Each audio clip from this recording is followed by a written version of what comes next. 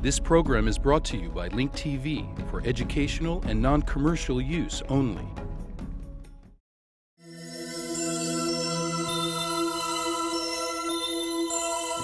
Mosaic, a daily news program from Link TV, presents a selection of news reports from independent and state-controlled broadcasters from throughout the Middle East.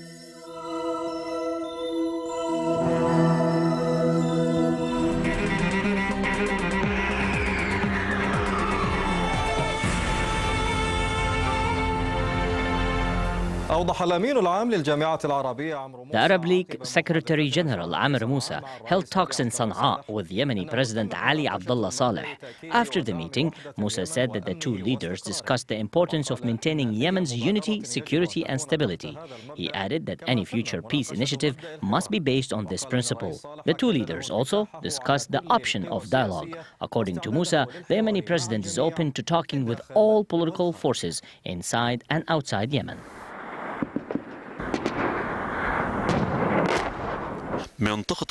Fierce clashes occurred in the old city of Sa'da between the army and Houthi rebels, during which a number of rebels were killed and injured.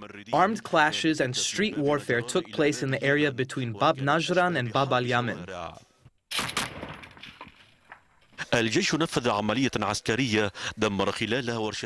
army carried out a military operation and destroyed two caches below the Arej mountain that were used by terrorists to prepare explosives and landmines. The armed forces found weapons, ammunition, and explosive devices, as well as documents in areas that were combed by Yemeni special forces in Mehwar, Sofyan.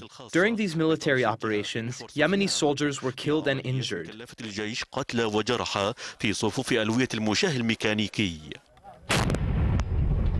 The armed forces and security forces said they have destroyed several locations as well as rebels' weapons and ammunition in the areas of Al-Anad, Damaj al-Amar, and Al-Malahib. The army used mortar shells to clear the areas of Waset and Hera.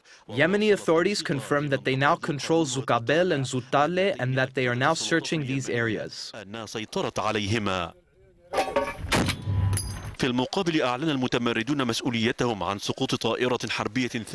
Meanwhile, rebels said they brought down a second warplane near Sada while it was trying to strike at their locations. The army, however, said that a Russian plane fell in Al-And in Sada because of technical difficulties.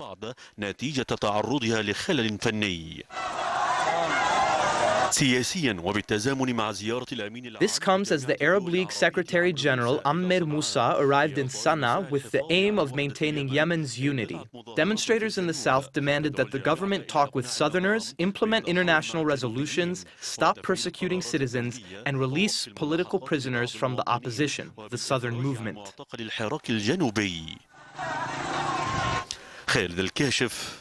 Khaled al-Khashif, Al-Arabiya.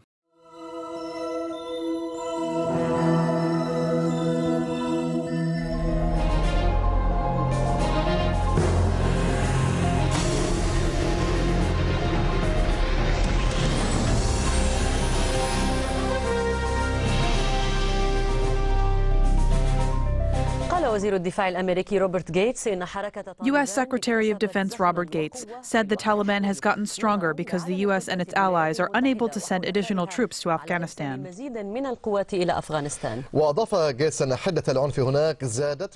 Gates added that the violence has increased by 60% in comparison to last year. He said that President Barack Obama is determined to make a decision for the next phase in Afghanistan, which may be his most important decision during his presidency.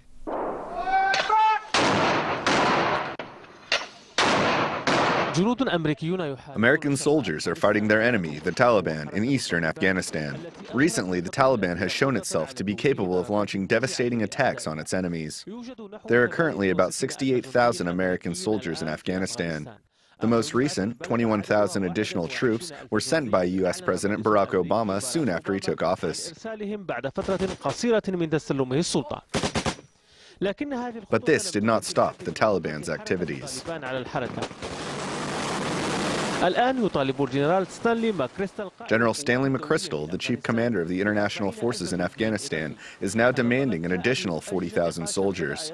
This controversial request became a hot topic for the United States after the casualty rate of American soldiers increased. Currently, there are disputes revolving around the war in Afghanistan between the military and the White House, and between the White House and congressmen from the Republican and Democratic parties. It appears that President Obama is trying to form a new strategy to deal with the war in Afghanistan with help from his advisors. Afghanistan has been on a different and worrisome trajectory.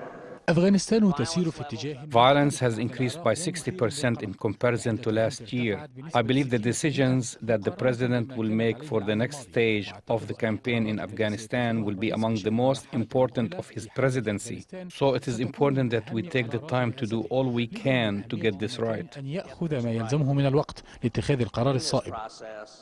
It is not clear how much time Obama will need to respond to General McChrystal's request. But one thing is certain, the Taliban will take advantage of any mistake the American military makes. Let's not forget that the rest of the NATO countries which have their troops deployed in Afghanistan are procrastinating on following the American plans. There is widespread opposition from the people in these countries to having their troops in Afghanistan. Moreover, the Afghan military has not been an effective force in this war. Pakistani warplanes have attacked locations in southern Waziristan and Pakistan, where it is suspected that Taliban fighters are hiding. The shelling killed 6 people and injured 3 others. Meanwhile, the new leader of the Taliban in Pakistan, Hakimullah Masood, threatened to avenge the death of the former leader, Baitullah Masood. Hakimullah spoke with television reporters along with a number of his aides, which American and Pakistani reports said were killed. Our Al Jazeera correspondent in Islamabad has the following report. هكذا ظهر المطلوبون في جنوب وزيرستان. This is how the wanted Taliban leaders appeared in South Waziristan in Pakistan. American and Pakistani sources said that there were clashes between the Taliban leader, Hakimullah Masood, and his commander, Waliya Rahman. The 2 leaders were allegedly fighting with each other a few days ago, but now they are standing in front of TV cameras. The surprising appearance was embarrassing for the Pakistanis and Americans, especially after the Taliban claimed responsibility for the explosion of the World Food Program headquarters. The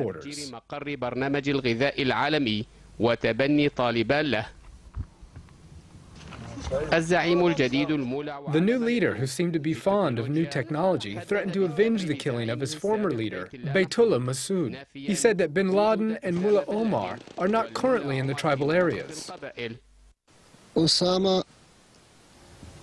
We love and cherish Osama bin Laden and Mullah Omar. History will prove our love for them. They are not in the tribal area.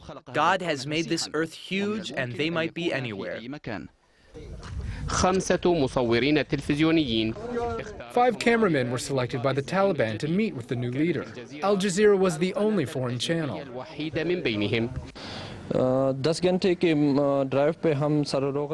After 10 hours of driving, we arrived in Sarioga to cover the press conference of Hakimullah Masood and his aides. While we were coming here, surveillance planes hovered over us. We thought that missiles were going to hit us at any moment.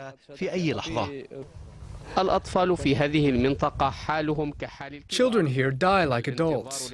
They are counting their days away from school and are missing their childhood. The market became a ghost town because of continuous battles. Ahmed Zidan, Al Jazeera, Islamabad.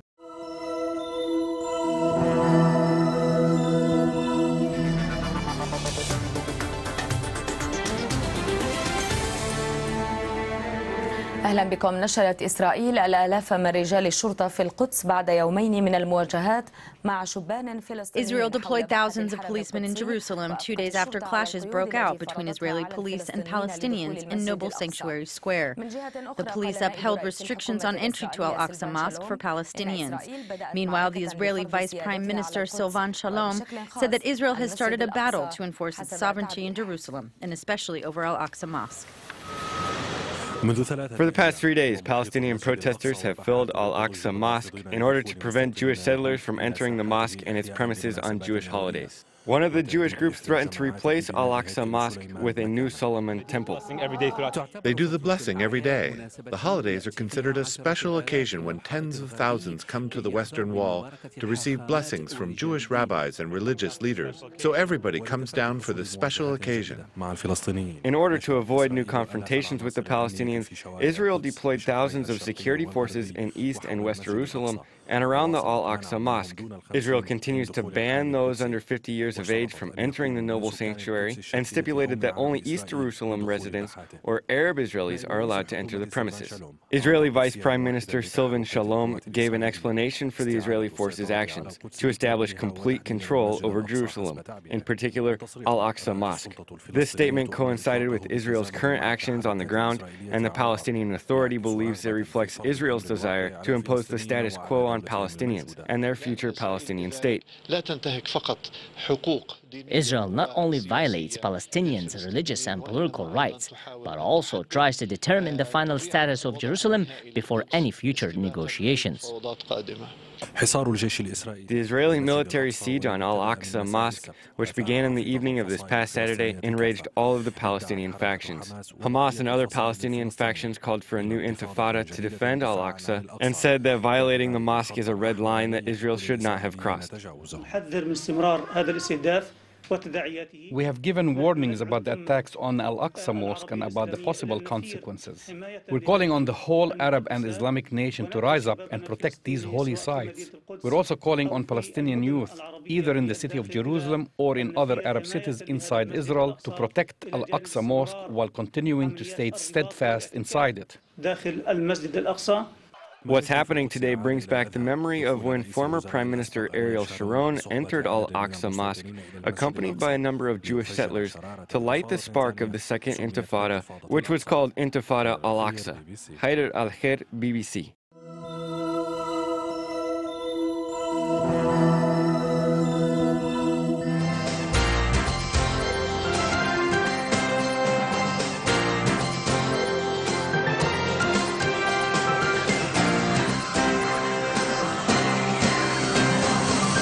Heavy security blanketed Jerusalem today to keep the peace as thousands took part in the annual Jerusalem March. 20,000 police and border guards were deployed along the parade route in the Old City and in other key locations around the capital.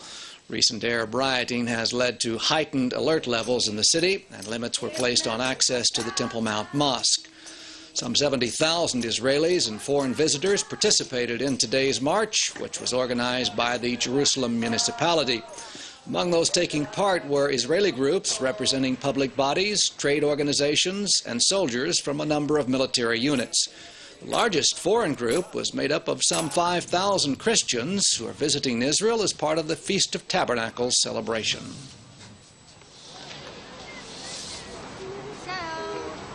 The head of the northern branch of the Islamic movement in Israel, Sheikh Raed Salah, today called on all Arab Israelis and residents of eastern Jerusalem to come to the Temple Mount, in his words, to bodily defend the Al-Aqsa Mosque. The Sheikh's words created a furor in the political establishment, with a series of cabinet ministers and Knesset members calling for a ban on the Islamic movement. National Infrastructure Minister Uzi Landau of Israel Beitenu also proposed that Sheikh Salah be indicted and that the government stop paying the salaries of Muslim clerics who incite against the state. Shas leader Eli Yishai stressed that Israel is sovereign in Jerusalem and no show of force will change that. A senior Israeli diplomatic source said that radical Palestinian elements are attempting to impose their own agenda on Jerusalem in an effort to sideline the sorry plight of the Palestinians in Gaza. Well, joining me now in the studio is Jerusalem City Councilman Elisha Peleg of Likud. Councilman Peleg, thanks for coming in this evening. You've had a very busy day today. Let's first of all begin with the recent riots by the Arab community in Jerusalem we've seen over the last few days. What prompted this? What sparked these riots, in your opinion? First of all, allow me to congratulate all our listeners and watching us for Chag Sameach, for the Sukkot. We celebration the holidays these days. And unfortunately, our neighbors who lives in the east part of Jerusalem does not like very much to see us praying in the Kotel and celebrating and praying for our God. We allow them for the last month during the Ramadan days to pray in the Holy Temple, and there was no problem of access, and they are preventing us from going to the Kotel and praying, and they're making a lot of riots, which are leading a lot of people to think that maybe we are in the entrance for the third Intifada. The riots are very seriously. I don't want to go into details, but even this afternoon in the Olive Mountain, two couple have been attacked physically, and thanks God they didn't got into a lynch. And we know a lot of, and we have the statement of the soldiers yesterday, and we have all those people with the mask on the faces and the stones and the Molotov bottles, you know, that burning housing. They're throwing stones like it's a daily actions. And the situation is not good, but I must say that I completely rely on the police and the security forces. I'm sure they're doing a very good job. We have seen it, the way they found all the stones that has been supposed to be thrown on the people who came to pray for Birkat Kohanim on Monday morning. I hope that during the next 1 or 2 or 3 days that it will be a better situation. Some have alleged that Palestinian Authority President Mahmoud Abbas gave his approval for these disturbances to deflect attention away from him with his problems with Hamas and his own Fatah party over his refusal to endorse the UN Goldstone report. Have you had any information regarding that? It's a speculation. He didn't consult with me, but there is no argue that the orders are coming direct from the head of the Palestinian Authority. It's not spontaneous. It's well organized. They know when to increase the riots and when and where to make the riots and when to make the riots and how. For example, Friday, after the prayer in the Temple Mountain, 300 Palestinians went to David Street and started to pray on the street, which led to the Kotel, and didn't let Jewish people to go to pray. We had to close the little Kotel, and of course there was no access to the Kotel. They know exactly when to do it and how to do it. Is this the start of a third Intifada, in your opinion, or is it going to be short-lived? Very good question. I will be very careful with my answer. All the signs and the showing that this is the way for the third Intifada.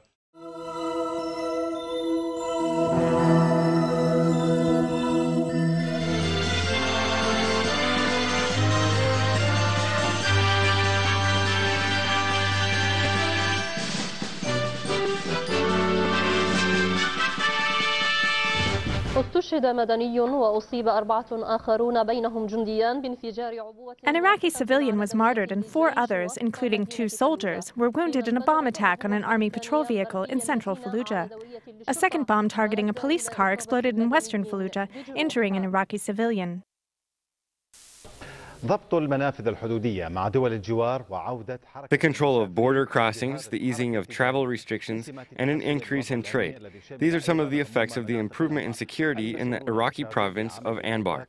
The local officials in Anbar province praised security forces and border patrol agencies for securing the borders and easing restrictions facing travelers and cargo entering Iraq. The security measures that are being taken in the various cities of Anbar province have been extended to international highways connecting Iraq with its neighbors. This has helped increase the number of travelers using these highways to enter Iraq, as well as boost trade in the region. The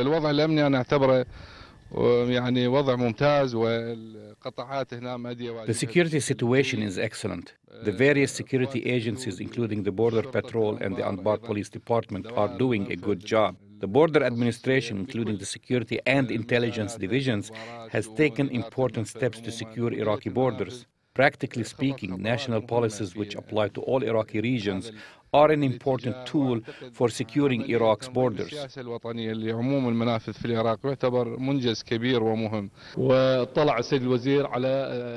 The minister was informed of the current level of trade between Iraq and Jordan. He praised Jordanian efforts to ease travel restrictions. According to the officials at the Tribal border crossing, the border is generating more than 25 billion Iraqi dinars in revenue each month. This indicates that most Iraqi border areas have been fully secured, with some border crossings operating around the clock in order to help travelers and provide them with the service they deserve. This border crossing generates annual revenue estimated at $250 million. An average of 500 to 750 cargo vehicles loaded with all types of goods enter Iraq on a daily basis. The level of trade between Iraq and Jordan is wide open. This border crossing is fully operational. All border crossings will be equipped with modern security systems to inspect baggage and goods arriving in Iraq. We will use sonar equipment. We, as the Ministry of the Interior, want to reassure Iraqi citizens that we will protect them against evildoers.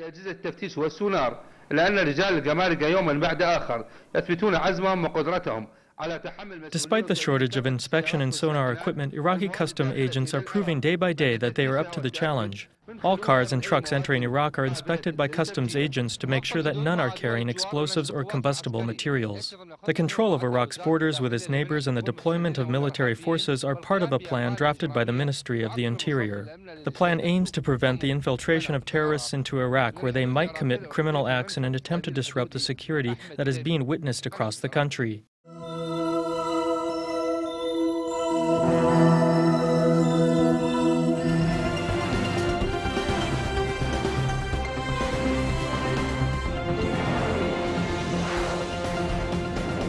The leader of Iran's Islamic Revolution says a powerful Iran is not a threat to other countries. Ayatollah Sayyid Ali Khamenei says this is just an Iranophobia project conducted by arrogant powers to scare regional countries. He added that the message of Iranians for the people of the world is peace, prosperity and justice. The leader was addressing a ceremony at a naval base in northern Iran. He underlined that Iran's recent missile tests do not threaten the neighboring countries nor any other nation. Ayatollah Khamenei says the tests are an opportunity that show other nations a path to glory and independence.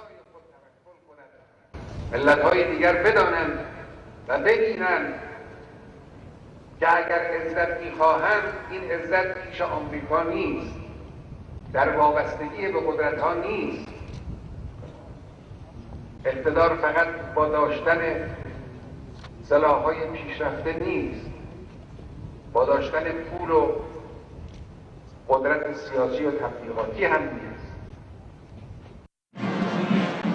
Iran's armed forces paraded in the northern Iranian city of Nowshahar to mark their graduation ceremony, reviewed by the leader of the Islamic Revolution. Ayatollah Khamenei, who is on a two-day visit to the province of Mazandaran, in an opening speech called the armed forces the strong pillars of grandeur and security for the nation. Nations are obliged and have the right to work for their national grandeur. If nations do not achieve grandeur, they will be crushed in the ongoing power struggles and global conflicts. Elsewhere in his remarks, Ayatollah Khamenei said that if modern weapons, money, political power, and propaganda could secure real grandeur and might, the U.S. administration would not fail in its wars in Iraq and Afghanistan.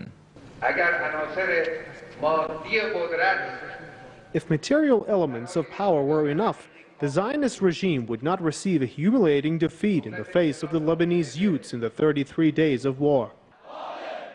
He also added that the materialistic powers, which have imposed their political and economic weight on the world, would collapse. Our military parades, our missiles, our aircrafts and vessels are no threat to anyone at all. This motivates other nations to know that if they seek grandeur, this cannot be achieved through dependence on the U.S. and other powers. The leader of the Islamic Revolution also noted that the national might of Iran has also been admitted by the enemies.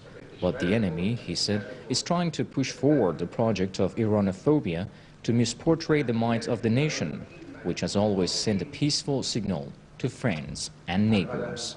The leader of the Islamic Revolution is also expected to deliver a keynote speech among people in the northern Iranian city of Chalus on Wednesday. Salman Kujuri, Press TV, Noshar, north of Iran. Well, an Iranian lawmaker says the UN nuclear agency has committed itself to provide Iran with nuclear fuel. The head of the Parliament's National Security Commission, Alauddin Borujerdi, said the International Atomic Energy Agency urged the United States and Russia to provide Iran with the nuclear fuel it needs. Iran is now capable of enriching uranium by up to 5%. Borujerdi says the research reactor in Tehran needs 20% enriched uranium to operate.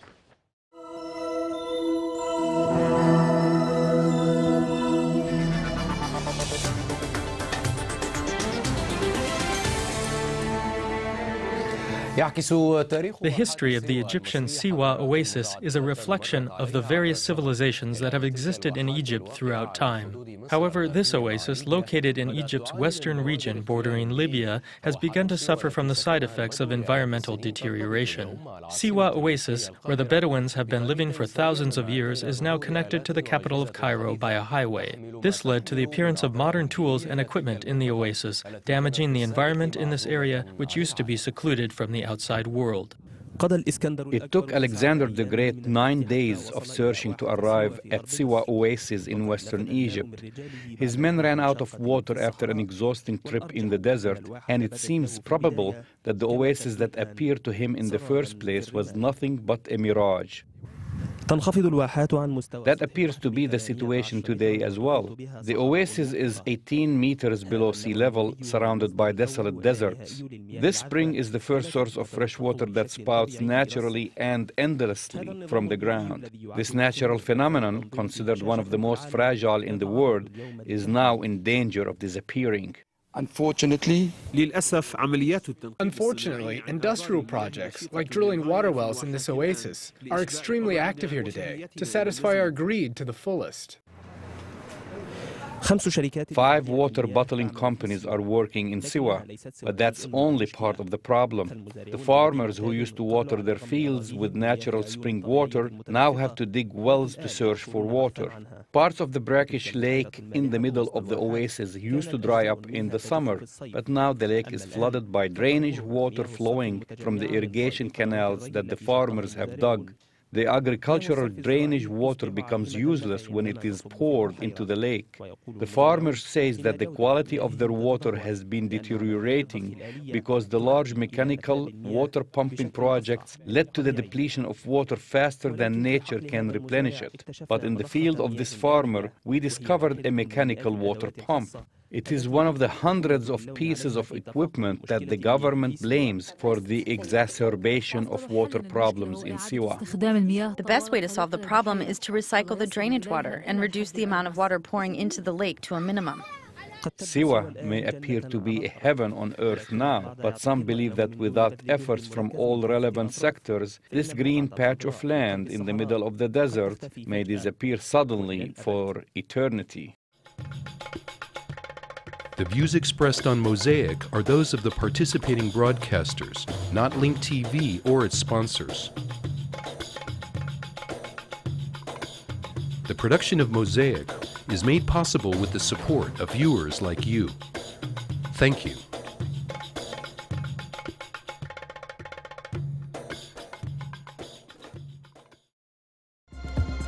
This program is brought to you by Link TV for educational and non-commercial use only. Link TV is the only U.S. network dedicated to global and national news, uncompromising documentaries, and diverse cultural programs. Programs which connect you to the world.